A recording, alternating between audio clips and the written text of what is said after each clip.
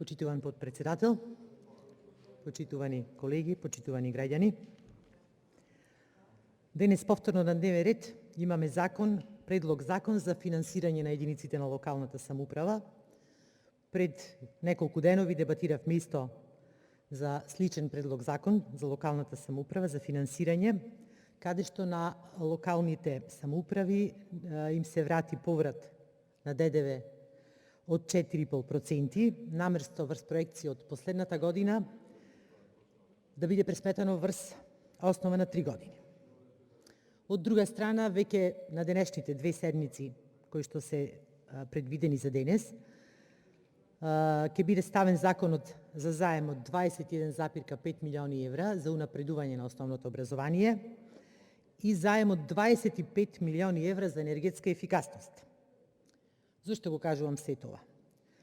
Затоа што сите овие 4 законски решенија се директно поврзани со локалната самоуправа или, подобро кажано, со предстојните локални избори. Сите ти имат една иста цел. Да им овозможат на актуелните градоначалници конечно да почнат нешто да работат, бидејќи општа констатација дека 3,5 години се во зимски сон. Значи не сработија ништо или сосема малку од своите проекти кои што ги ветија на граѓаните, па сега за неколку месеци до јуни-јули ќе направат се. И сите овие законски решенија се под капата на COVID-19. Ако нешто треба да изгледа логично, веднаш се повикуваме дека сето ова што го правиме заради пандемијата со COVID-19, дури да помисли човек дека кризата почнува да ви одговара, па затоа не се набавуваат вакцини. Што предвидува сега овој закон за граѓаните?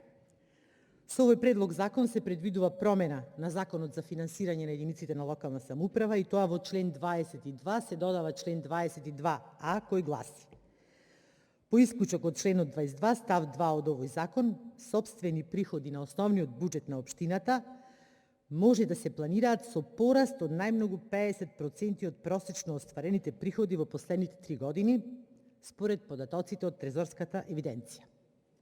И толку е законот. Значи, само еден член се додава, член 22а. Меѓутоа, што ова значи? Буџетите на општините се веќе донесени и таму се предвидени приходите, планирани и се надевам и сигурна сум дека е направено тоа објективно. Практички со оваа можност ќе треба да се направи ребаланс на буџетот и да се овозможи на општините да проектираат лажно, фиктивно, поголеми сопствени приходи за 50%. Општина Битола, например, има моментално вкупен буџет 35 милиони евра. Ако основниот на било која општина карикираме 20, всушност може општината да планира дека ќе биде основниот буџет 30 милиони евра. Од каде ќе ги најде тие пари? Согласно Законот за финансирање на единиците на локалната самоуправа, приходите се од данок на имот, приходи од персонален данок на доход, приходи од ДДВ, надоместок за уредување на земјоделско земјиште, надоместоци од комунална дејност, надоместоци за просторни урбанистички планови, приходи од сопственост и така натаму. Тоа се нивните извори. И во никој случај не може да бидат поголеми на ваков начин како што вие замислувате. Или јас ќе прашам вака. Едно семејство имаме. Сите имаме дома семејство. И имаме, например, приходи, што знам, вкупни приходи 40.000 денари. Нека излезе некој од вас и нека ми реплицира дали вие дома си ги планирате своите приходи, своите средства, ако имате 40.000 на 60.000. Дали некој од вас така работи дома? Знаете дека платите што ќе стигнат ќе бидат 40, ама вие да си планирате да трошите 60.000 денари. Во прилог на ваквата нереална, необјективна, недомакинска состојба и ситуација која што вие предлагате со овој предлог закон, ќе ви прочитам еден извештај од 2018 година од Комисијата за финансирање и буџет. Имено на таа комисија во ноември 2018 година бил донесен и ваков закон, каде во ведно образложение дал тогашниот министер за финансии Тевдовски. кој истакнал дека се врши измена на Законот за финансирање на единиците на локалната самоуправа, со која се ограничува планирањето на собствените приходи на основниот буџет на општината. Максимизирањето на планираните собствени приходи на основниот буџет, вели министерот тогашен, е со цел елиминирање на отстапувањето на фискалните параметри во однос на проекциите, како и за ограничување на прекумерното трошење на општините. Значи, уште еднаш ќе повторам, тоа се негови зборови, заради елиминирање на отстапувањата на фискалните параметри во однос на проекциите, што со ова законско решение ќе биде огромна таа разлика во однос на тоа што е проектирано и тоа што ќе биде реално, и уште поважно ограничување на прекумерното трошење. Значи, на овој начин ќе дозволиме прекумерно трошење на општините. И овој предлог закон бил за 10% можност зголемување на приходите. На таа седница имало амандман, каде што еден пратеник предложил 15% зголемување и замислете, од мнозинството тој предлог бил одбиен. Значи, во 2018 година и 15% ви изгледале многу, за сега во 2021 да се носи законско решение со дозвола 50% зголемување на основниот буџет на општината. Многу провидно е тоа, колеги, со која цел го правите.